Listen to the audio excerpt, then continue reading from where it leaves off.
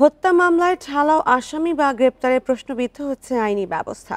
এমন মন্তব্য করে বিশেষজ্ঞরা বলছেন, জুলাই আগস্টের জঘন্যতম গণহত্যার বিচারকে প্রভাবমুক্ত রাখতে উদ্দেশ্য প্রণোদিত মামলা নিয়ে সরকারকে সতর্ক হতে হবে।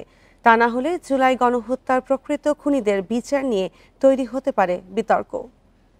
এই ঈদে জামা জুতো অ্যাক্সেসরিজের ডিসকাউন্ট।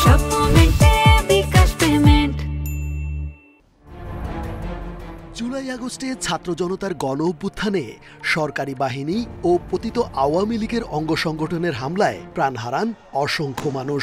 আহত অনেকেই এখনও হাসপাতালে। নির্বিচারে গণহত্যার ওইসব ঘটনায় অনেকের বিরুদ্ধে হত্যা ও হত্যাচেষ্টার অভিযোগে মামলা হয়েছে। আসামি সাবেক প্রধানমন্ত্রী, মন্ত্রী, এমপি, আইনশৃঙ্খলা বাহিনীর সদস্য, সরকারি কর্মকর্তা, সাংবাদিক, ক্রীড়া ব্যক্তিত্ব সহ চিত্রজগতের তারকারাও। অভিনেতা সিদ্দিকুর রহমানের উপর হামলা সহ কয়েকজন অভিনয় শিল্পীর বিরুদ্ধে হত্যাচেষ্টা মামলার ঘটনা তীব্র বিতর্কের সৃষ্টি করেছে। সবশেষ গ্রেপ্তার হন নায়িকা নুসরাত ফারিয়া। মামলায় অভিযুক্ত সুবর্ণা মোস্তফা, অপু বিশ্বাস, নিপুণ সহ 17 শিল্পী এবং হাজার হাজারে আসামি করে অজ্ঞাতনামা মামলা, এগুলো তো ক্যান্সার রুল অফ লয়ে। অর্থাৎ minimum rule of law exist যে সকল দেশে করে, সে সকল দেশে এগুলার অস্তিত্ব খুঁজে পাবেন না আপনি।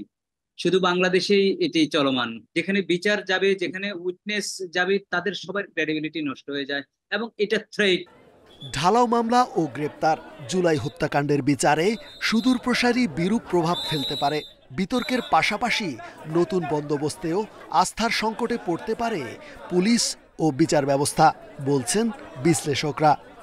যদি গণমামলায় লক্ষ লক্ষ আসামির মধ্য থেকে কোনো একজন শিল্পীকে, অভিনয় শিল্পীকে বা সমাজের যে কোনো একজনকে এর মধ্যে আসামি করে গ্রেপ্তার করা হয় এবং যারা নির্দোষ, তাহলে কিন্তু দুটো জিনিস হবে।